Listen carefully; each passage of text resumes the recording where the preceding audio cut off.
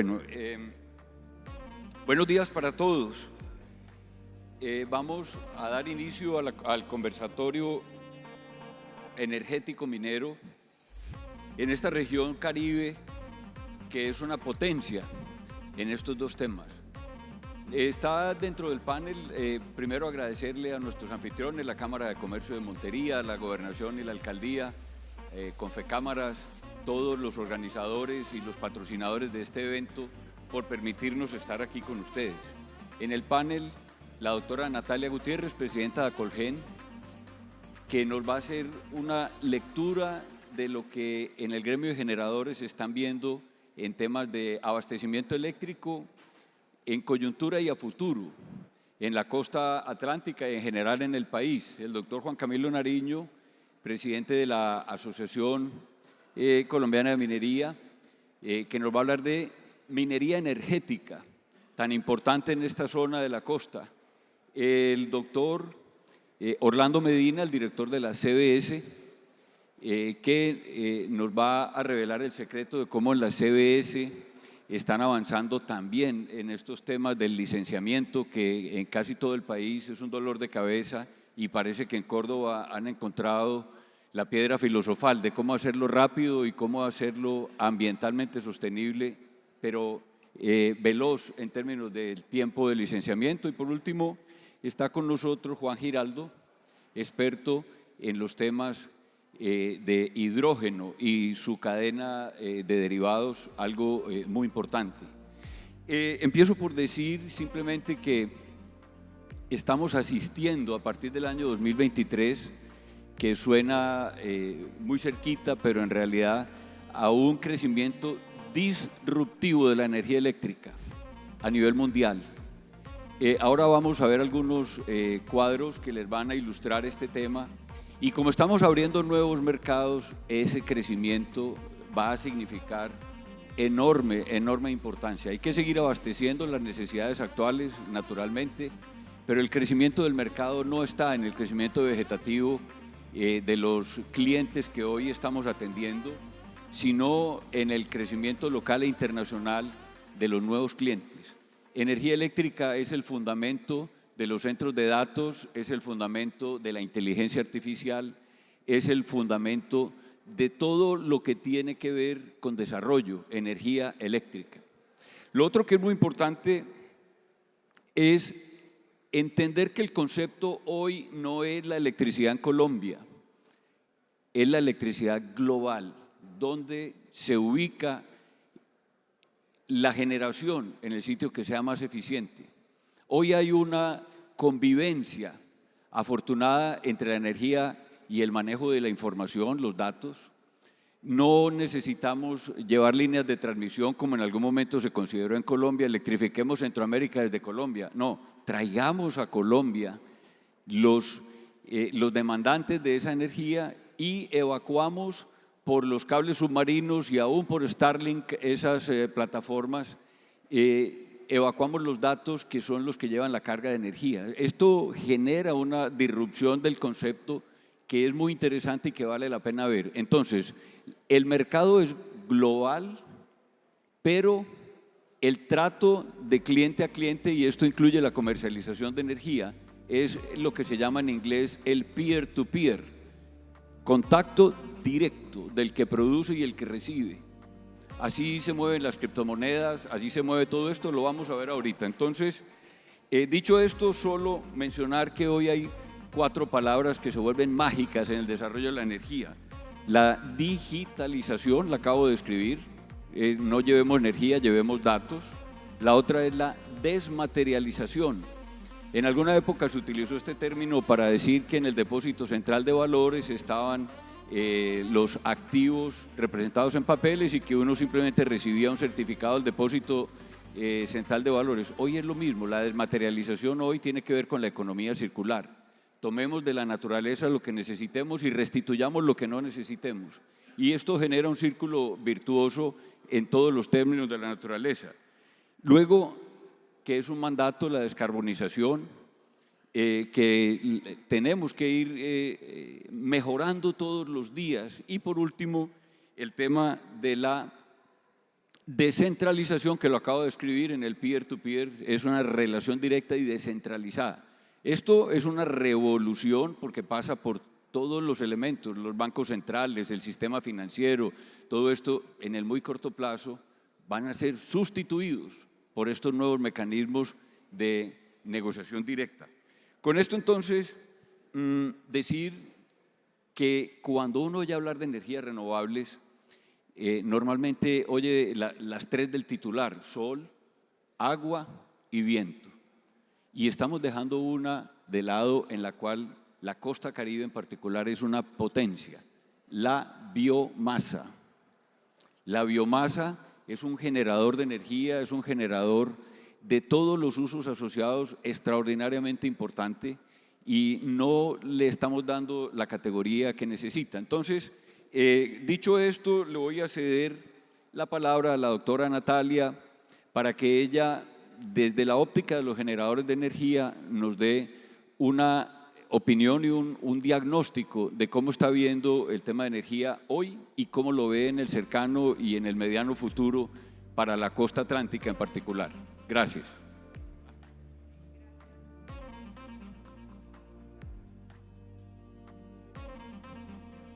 No sé dónde se aprende. Bueno, mil gracias por esta maravillosa invitación a la Cámara de Comercio. Gracias por invitarme a Montería, esta maravillosa ciudad. Como lo decía el doctor Uribe, esta ciudad y esta región es una región de verdad llena de oportunidades, con una cantidad de recursos inimaginables, no solo en el tema de generación de energía eléctrica, sino en gas, en temas de biomasa, y aquí está el futuro, en la zona Caribe está el futuro de todo el crecimiento energético del país. Habiendo dicho esto, yo quiero como contarles a muy grandes rasgos el panorama que estamos viendo hoy, y para que todos vamos a ver cuántos me están poniendo atención. ¿A quién le tocó el apagón de los 90? Levante la mano. Muy poquitos. Estamos llenos de gente joven aquí. Yo no había nacido tampoco, quiero decirles. Bueno, y traigo a colación esto porque el gran reto que tenemos hoy, uno de los grandes retos que tenemos hoy, es que nosotros sufrimos un apagón hace 30 años y diseñamos un gran sistema eléctrico para que no nos volviéramos a apagar. Pero hoy estamos en una coyuntura casi a punto, desafortunadamente, de volver a entrar en lo que nos pasó hace 30 años. Pero hoy la gente joven no entiende qué es un apagón, no sabe qué es estar 8 o más horas diarias sin energía eléctrica, ¿sí?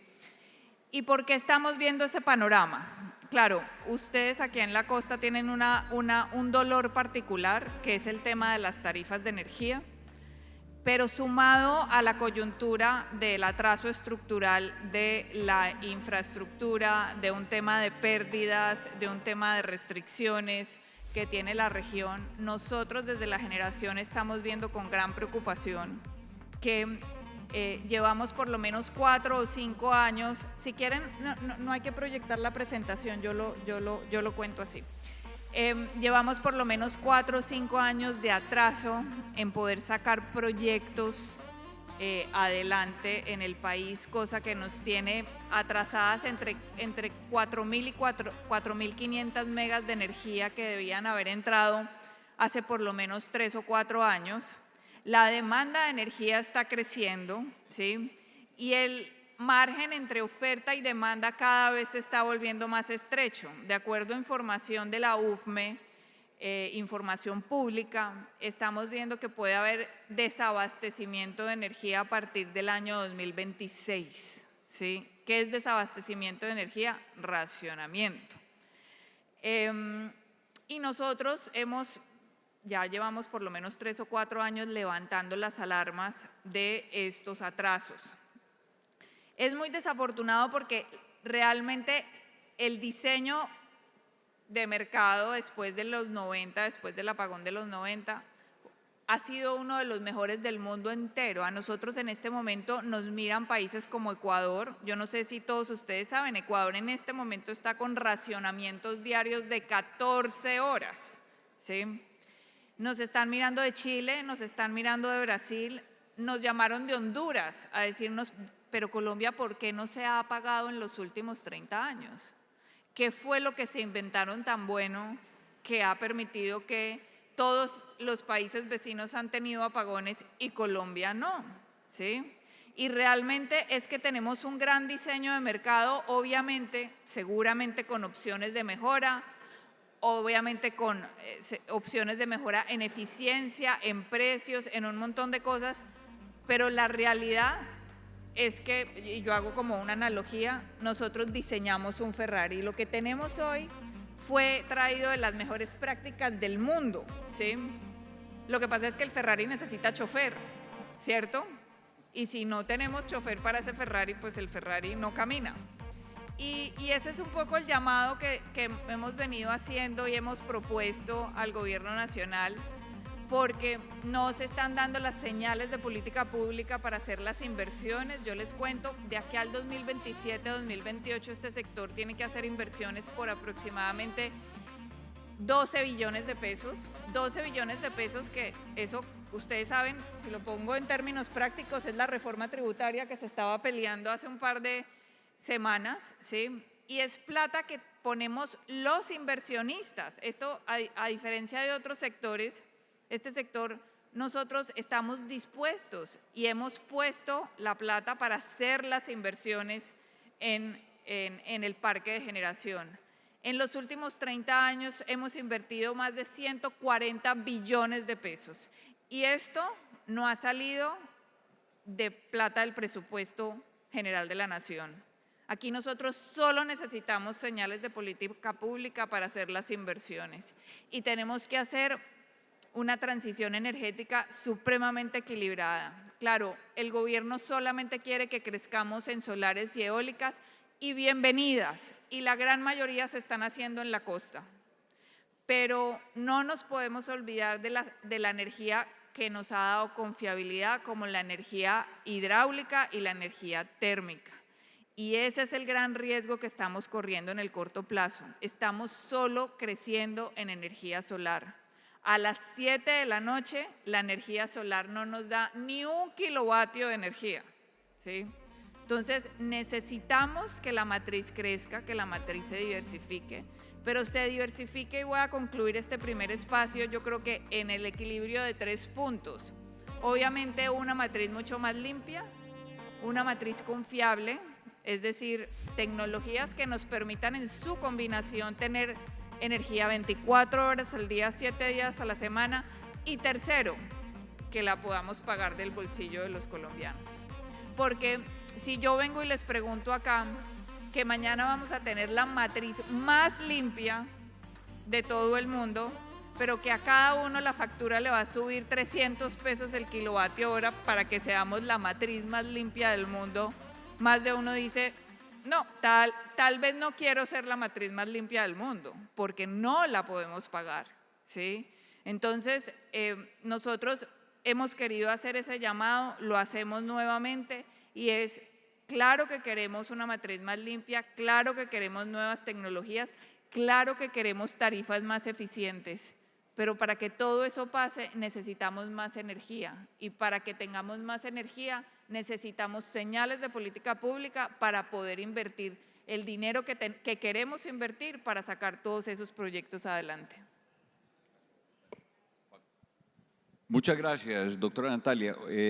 Juan Camilo, hablemos de minería energética. ¿Qué ves en el panorama?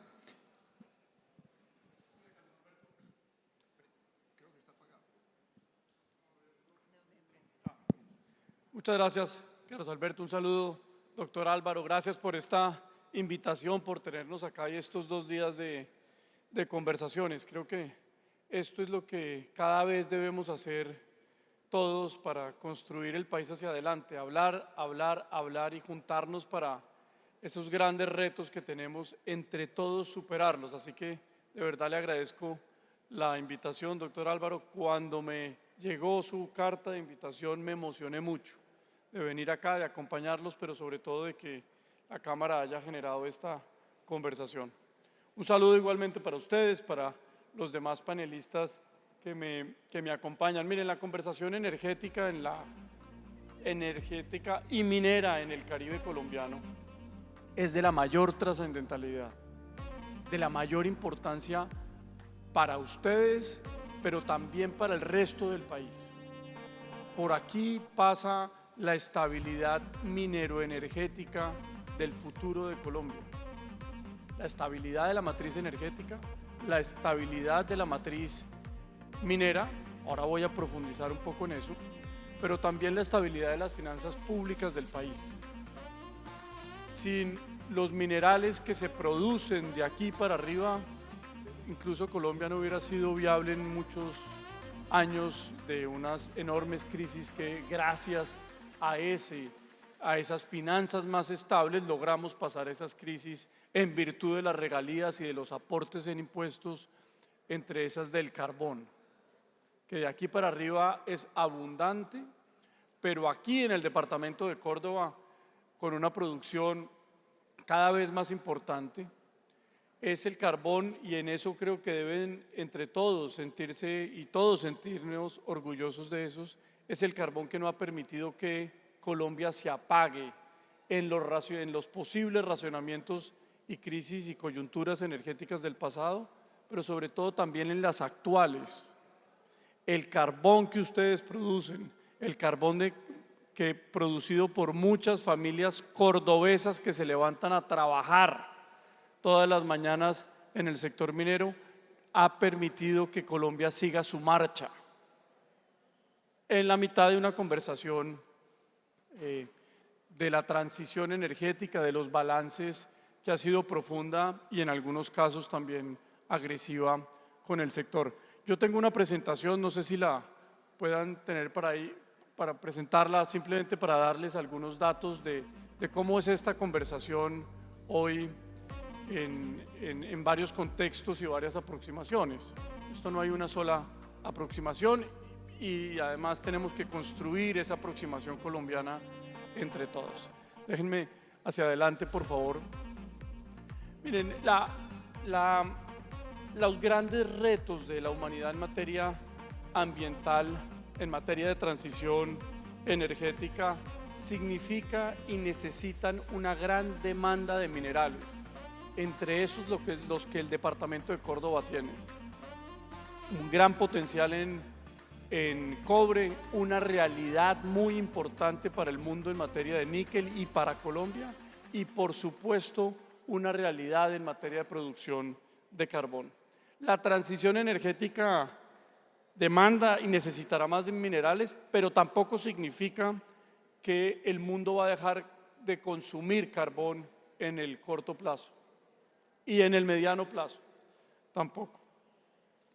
Una transición energética que entre todos debemos construir debe ser sobre todo equitativa, que es energía para todos, sobre todo en el Caribe colombiano, donde uno abre las puertas de una comunidad, abre las puertas de una fábrica, abre las puertas de cualquier sector e encuentra gas y carbón, las materias primas fundamentales para producir energía. Y hoy el mundo está buscando eso, cómo llevar energía de manera, con un principio rector en esta conversación mundial, cómo llevar energía de manera equitativa, es decir, energía ojalá lo más barata posible para todos, porque el desarrollo social pasa por llevar energía asequible y barata a gran parte de la población, sobre todo en Colombia. Lo segundo es una energía segura, es decir, una energía estable y confiable, que lo dan hoy en el mundo y lo ha dado en Colombia, como lo dije, demostrado en las coyunturas recientes, el carbón y la generación eléctrica de carbón y la generación eléctrica de gas. Y, por supuesto, también una matriz energética de una generación cada vez más sostenible, es decir, una generación cada vez más limpia. Adelante, por favor. Y eso en el mundo es adelante, por favor, la siguiente.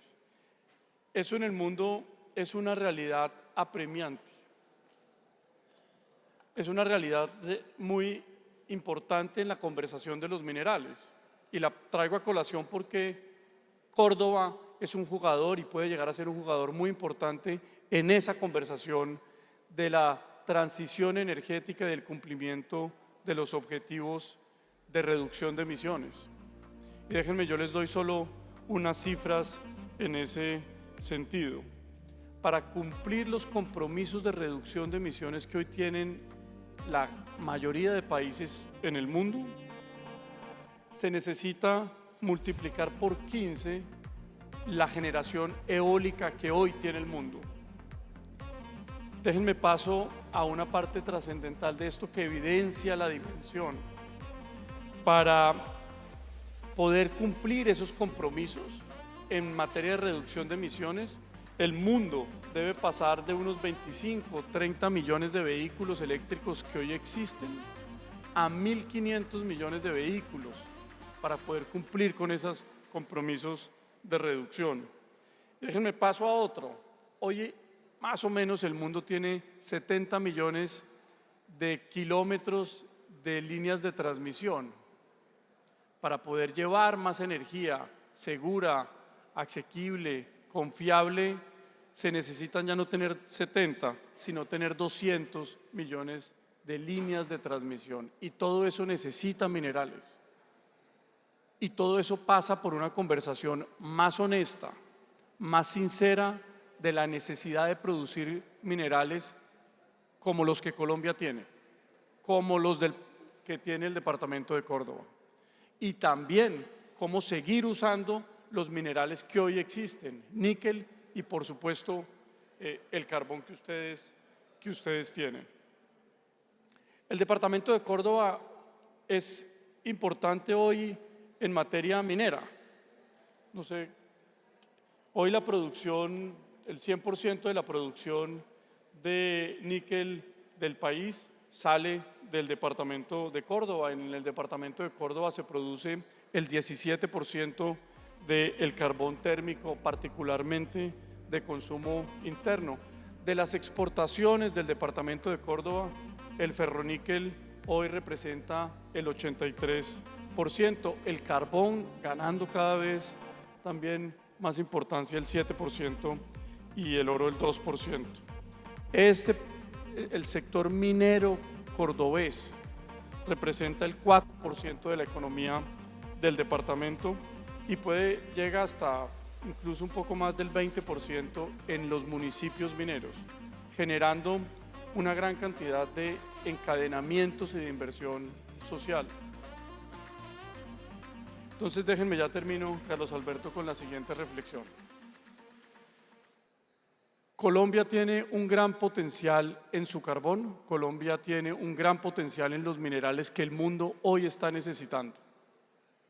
Minerales que, por supuesto, tenemos que hacer entre todos mucho mejor la tarea, pero que hoy minerales que estabilizan las finanzas públicas y que generan unos aportes significativos para todos. La pregunta hacia adelante es cómo podemos ponernos de mejor manera de acuerdo para sacar esa riqueza y traducirla en una riqueza social, en una riqueza en vías, en acueductos, en muchas cosas que ha habido también falencias en el pasado en materia del uso de las regalías y entre otras inversiones que se han hecho. Termino ahí, Carlos Alberto, con ese mensaje, sumándome al de Natalia. El departamento de Córdoba, el Caribe colombiano, es por ahí, por acá, pasa la respuesta a la estabilidad financiera y a la estabilidad energética del país y por supuesto de toda la población colombiana y en particular, pues por supuesto, de todos los municipios de aquí hacia adelante. Gracias, Juan Camilo.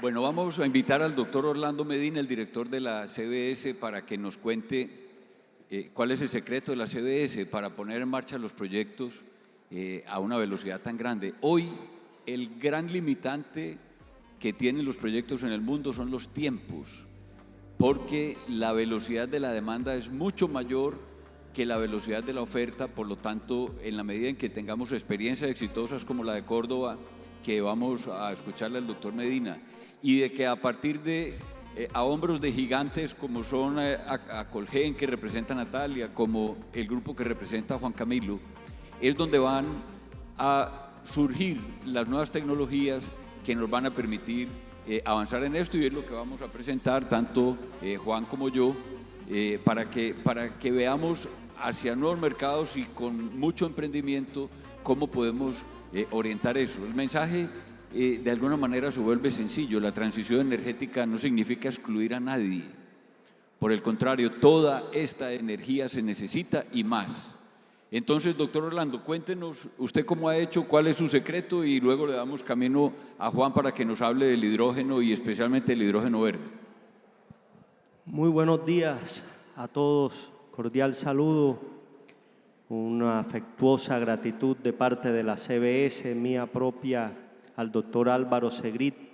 Es para nosotros un privilegio que en un foro mineroenergético se tenga en cuenta la visión ambiental del departamento. Saludo afectuoso también a mis compañeros panelistas.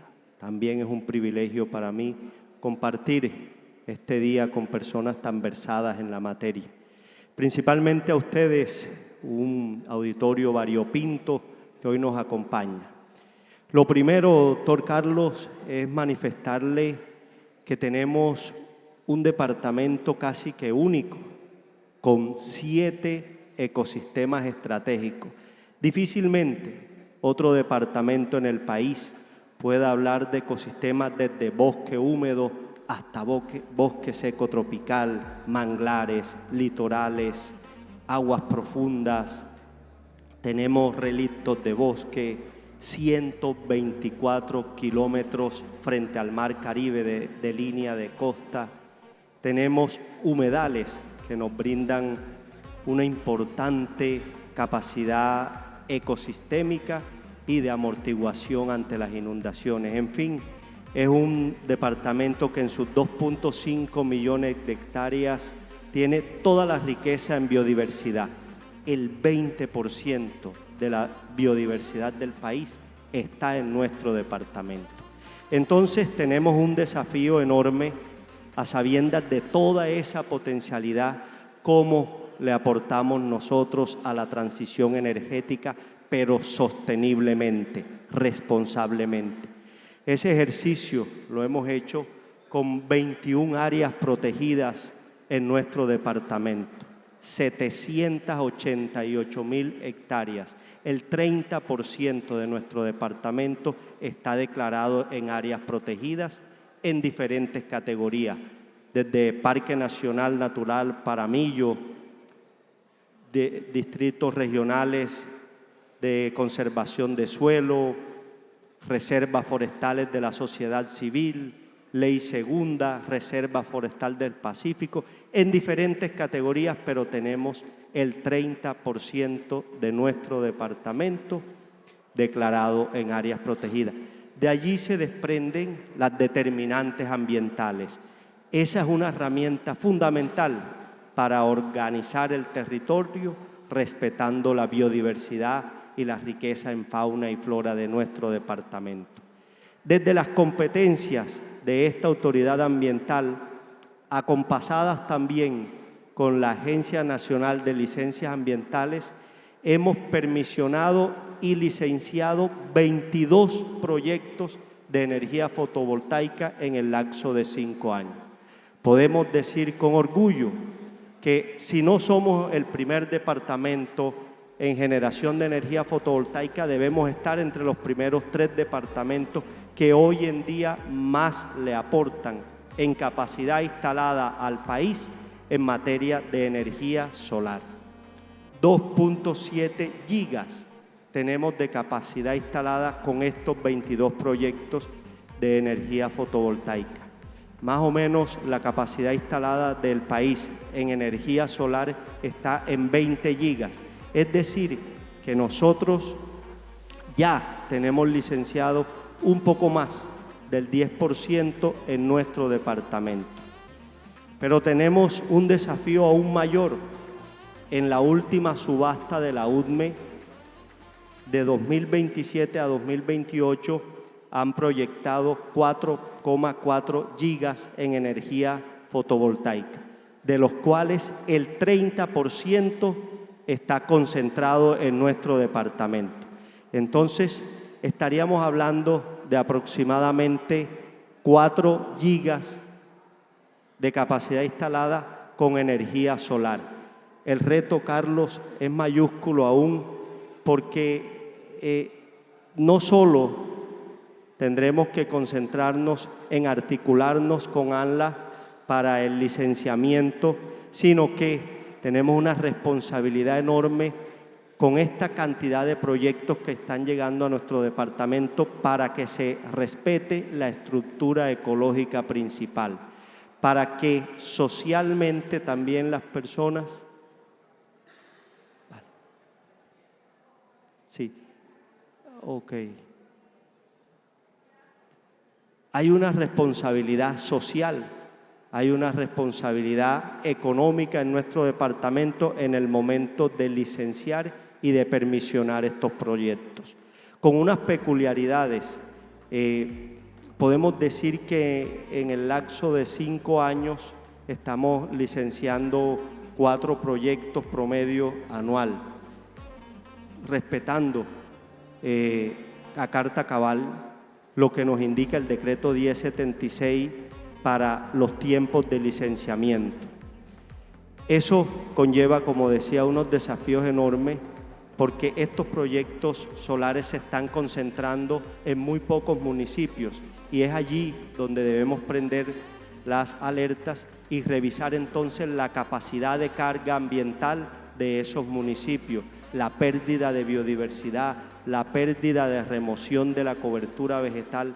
Son desafíos importantes que tenemos en el devenir, pero que articulados de manera eficiente el Sistema Nacional Ambiental con las empresas que están jalonando este desarrollo, considero que debemos sacarlo adelante.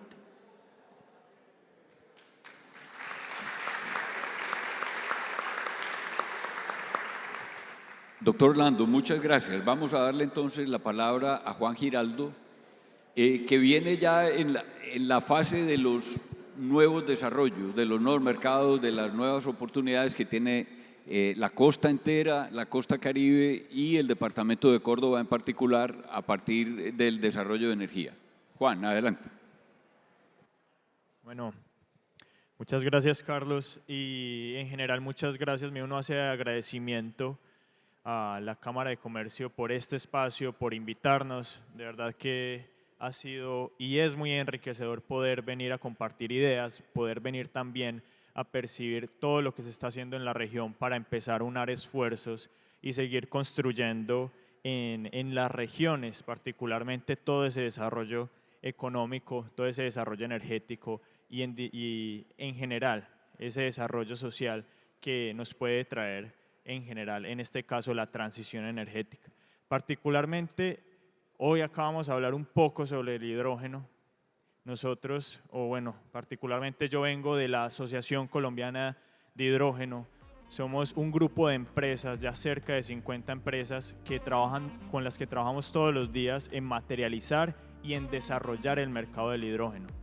Nosotros como país, para que tengamos un contexto, empezamos a desarrollar nuestra estrategia de hidrógeno a partir de una hoja de ruta que nos planteamos en 2021. Hace 3 años nos planteamos unos retos a 2030 en materia de producción y en materia de demanda.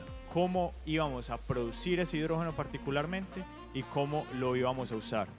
En materia de producción hemos visto particularmente que nuestro principal reto está hacia la instalación de esa capacidad productiva, principalmente asociada a lo que conocemos como hidrógeno verde.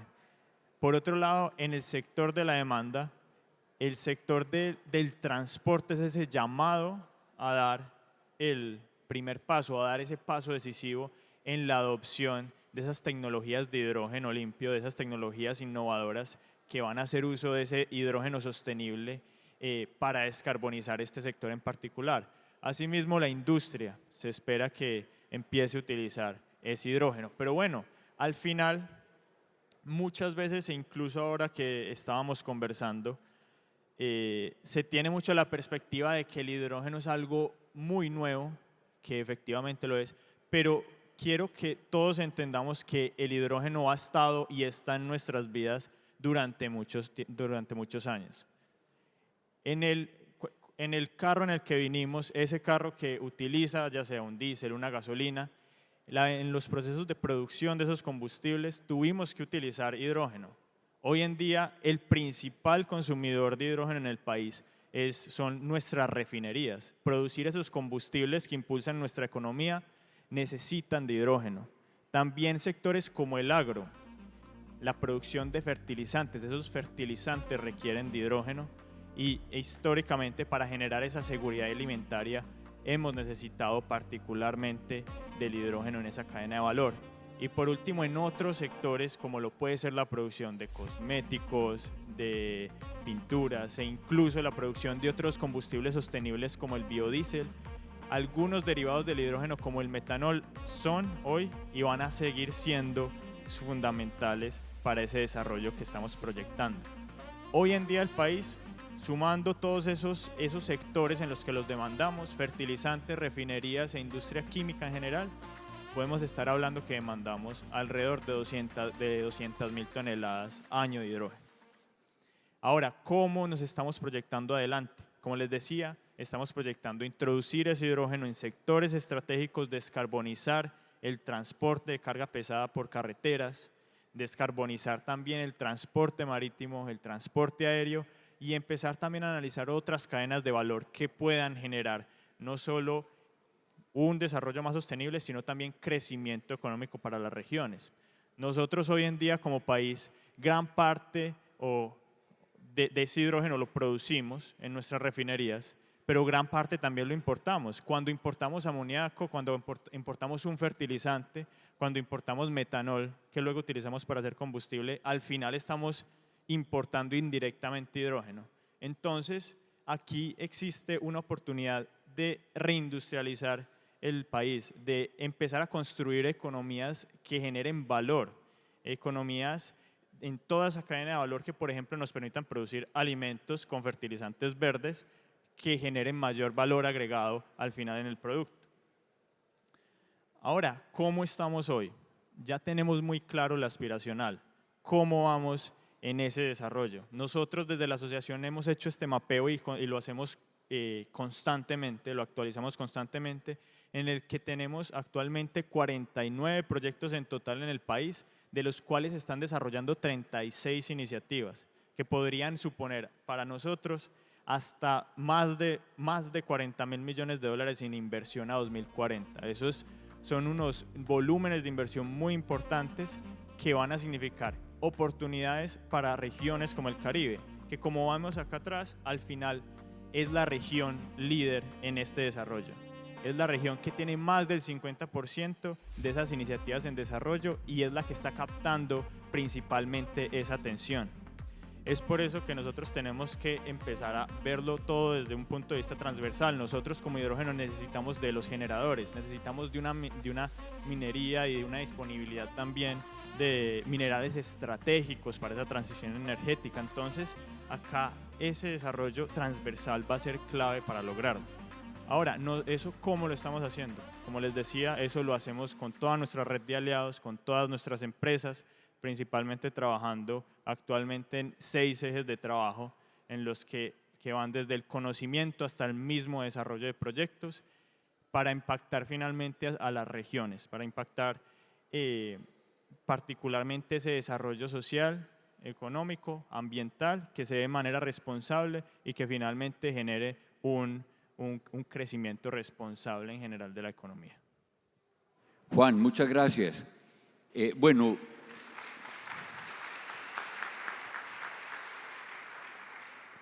vamos a despedir con el agradecimiento a la doctora Natalia porque la deja el vuelo Y les voy a pedir que me regalen 5 minuticos más, que les quiero mostrar un par de datos de la nueva energía, nuevos usos de energía, los que hoy en el mundo están haciendo disrupción, para que ustedes vean qué interesantes las oportunidades.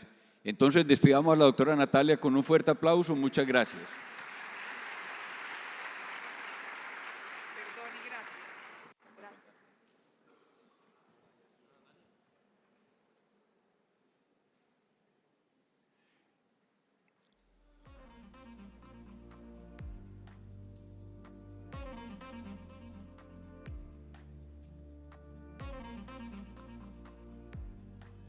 Bueno, ponme por favor la presentación.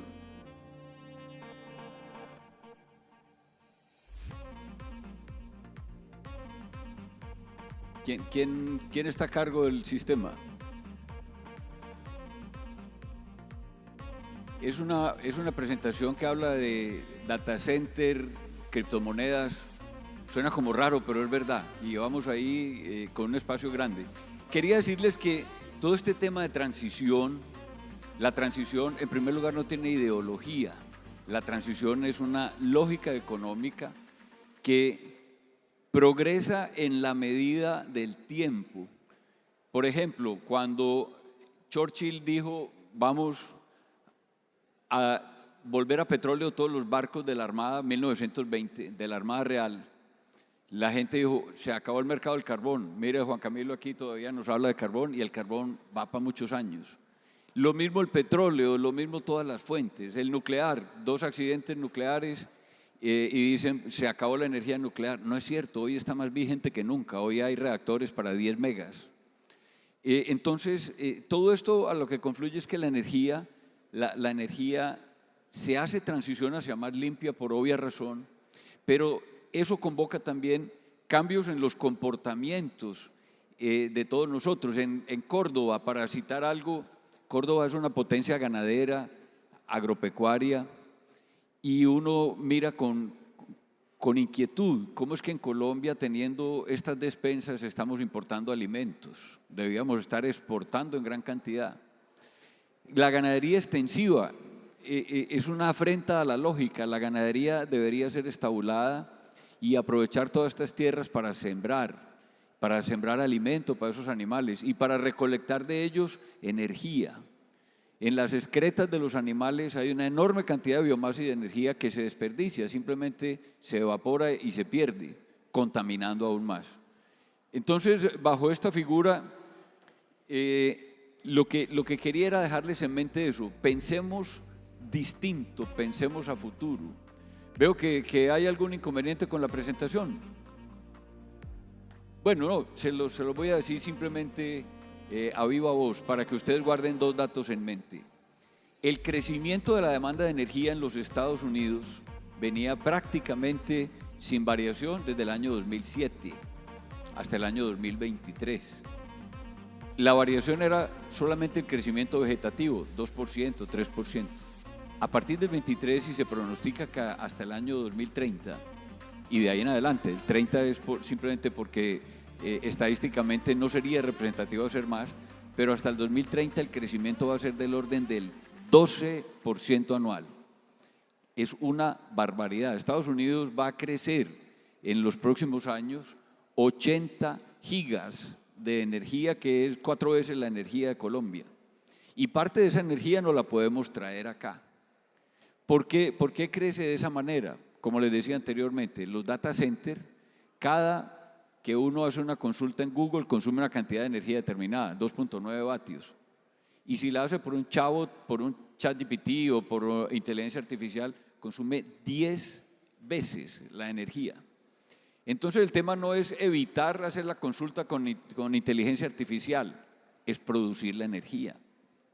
Porque esa energía nos la van a pagar, pero es una energía con condición muy especial. Tiene que ser una energía plana, permanente. No puede decir uno olímpicamente, mire, ¿sabe? Es que dejó de llover y yo ya no le puedo entregar la energía. No, no señor, no.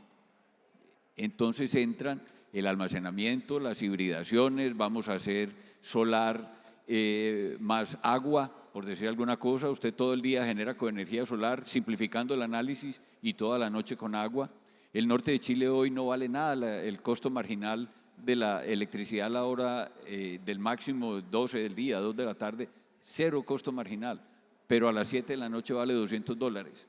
Entonces, a lo que quiero llegar es a que toda esta energía que va a ser necesaria va inclusive a necesitar un acompañamiento adicional para poder llegar a los niveles de crecimiento. Ese acompañamiento no se está, esa cantidad de energía adicional no se va a producir en los Estados Unidos porque no tienen la capacidad de instalación por la permisología ambiental, por los tiempos de demora en establecer las granjas. En fin, todo esto hace que la oportunidad esté servida y la vamos a tomar.